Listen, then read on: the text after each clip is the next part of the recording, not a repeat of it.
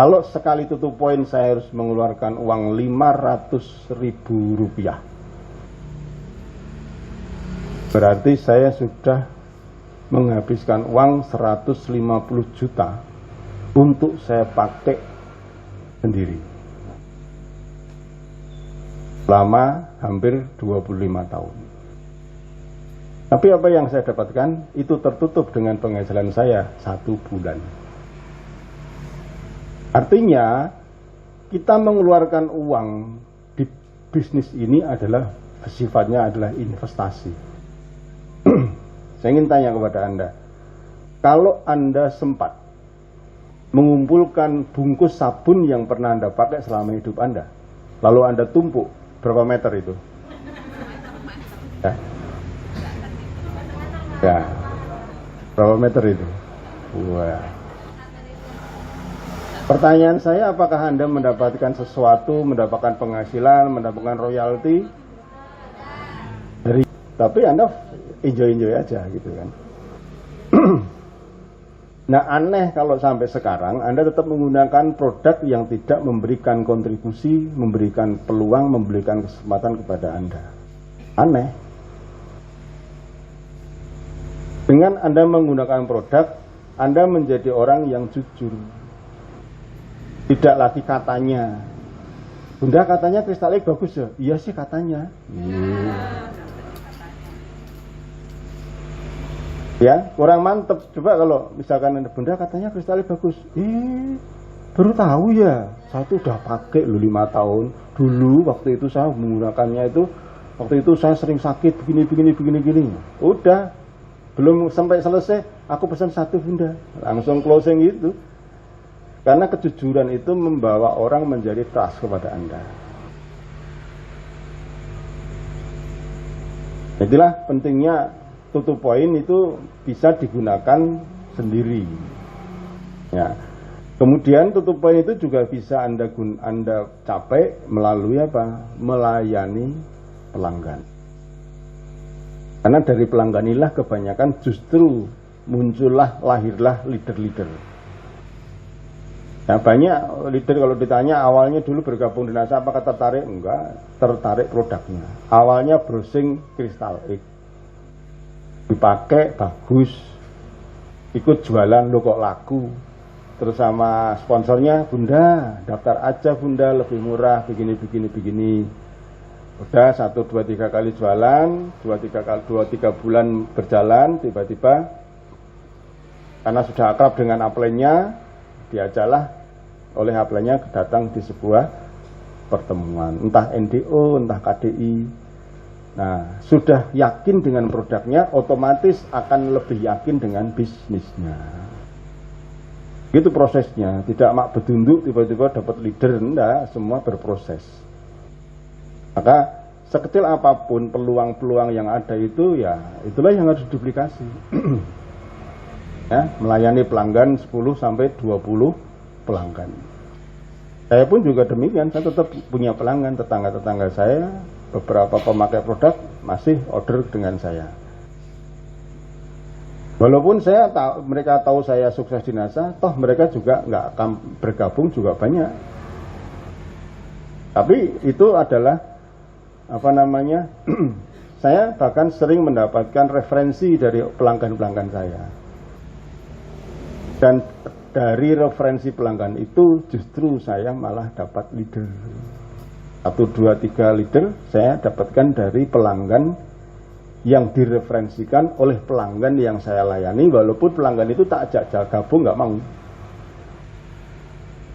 Tapi dia bilang, karena orang yang sakit gigi itu, itu loh, coba kamu ke tapanya Pak Ali, ada pasta gigi bagus itu dari NASA katanya, itu bagus, saya pakai waktu sakit gigi itu memang benar-benar manjur gitu.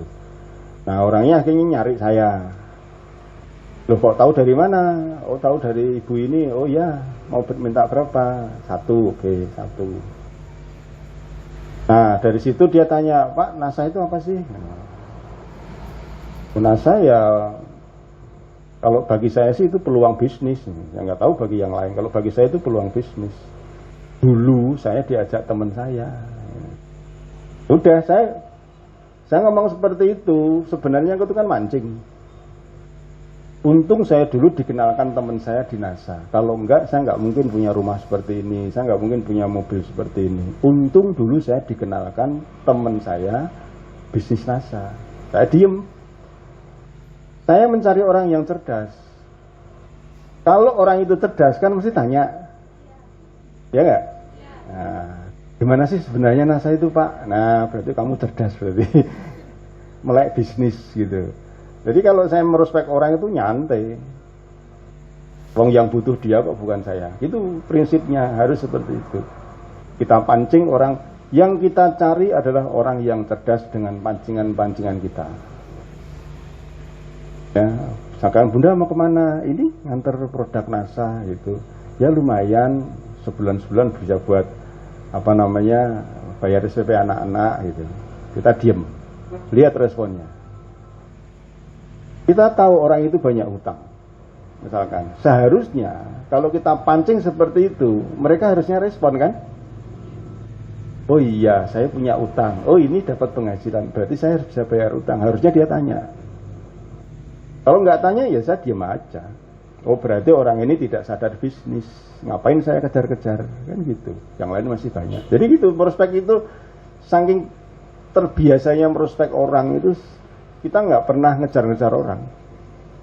Dengan pancingan-pancingan kalimat-kalimat kita, mereka akhirnya bertanya. Teman-teman di ini banyak yang seperti itu, banyak dapat prospek-prospek yang gara-gara tak pancing. Gitu.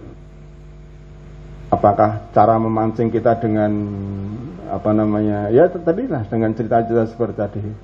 Untung Mbak, saya itu dulu dikenalkan NASA oleh teman saya. Coba kalau enggak, saya nggak bisa bayar utang. Diem. Kita tahu dia tuh punya banyak utang, gitu kan, kita diem. Mana responnya? Kalau biasa-biasa saja ya sudah, berarti orangnya nggak sadar, nggak mau merubah. Yang kita bantu adalah orang yang mau merubah nasibnya. Dan itu banyak. Mereka akan bertanya tanpa merasa terintimidasi oleh kita. Kemudian ciri distributor inti adalah semakin sadar pentingnya konsultasi. Ya, semakin dia sering datang di pertemuan, dia akan semakin sadar bahwa menjalankan bisnis ini semakin besar jaringan, semakin besar impian, semakin membutuhkan konsultasi. Itu ciri-ciri sehingga mereka semakin dekat dengan upline. Semakin dekat, banyak konsultasi, banyak komunikasi. Ya. Kemudian ciri lagi di distributor inti adalah dia senang menjadi good team player. Jadi kalau Anda punya distributor, kok orangnya ringan apa ya namanya? Bukan ringan tangan ya. Senang diajak bekerja sama itu senang. Bunda, aku minta tolong ya Bunda, besok dibawain ini ya, spanduknya belum tak bawa, siap. Atau bahkan orang itu menawarkan, Bunda, apa yang bisa saya bantu buat pertemuan besok. Nah orang-orang seperti ini itu salah. Saya melihat banyak ciri-ciri orang sukses itu dari situ.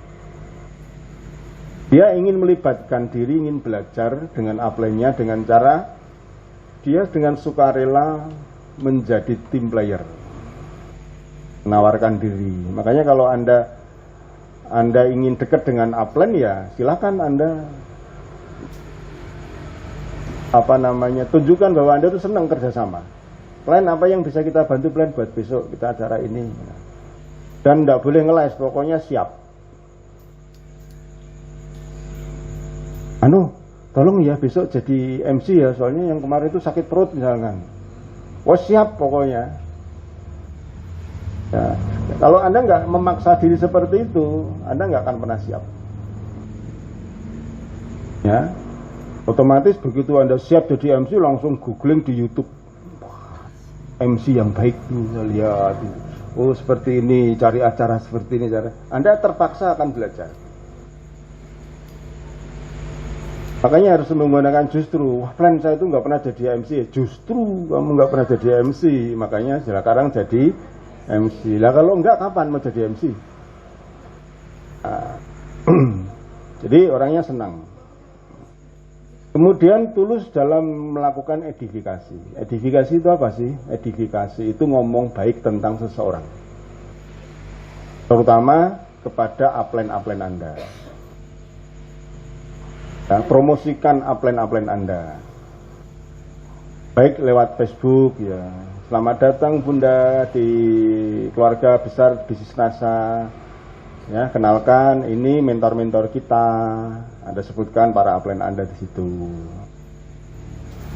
Itu namanya mengedifikasi, mempromosikan orang atau sesuatu yang akan memberikan kekuatan kepada bisnis Anda.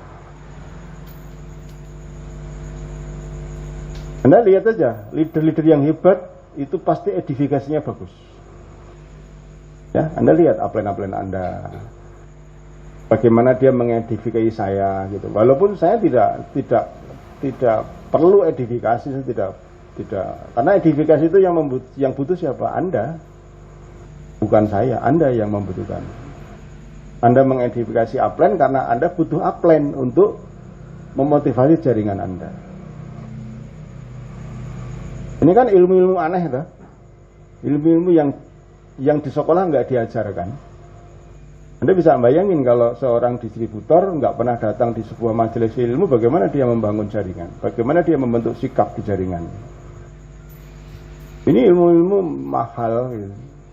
Kayaknya bisnis network marketing adalah sebuah bisnis yang layak dianggap sebagai sebuah profesi. Profesi yang layak diperhitungkan. Jarang sekali pemain MLM jadi dokter, tapi dokter ikut MLM banyak.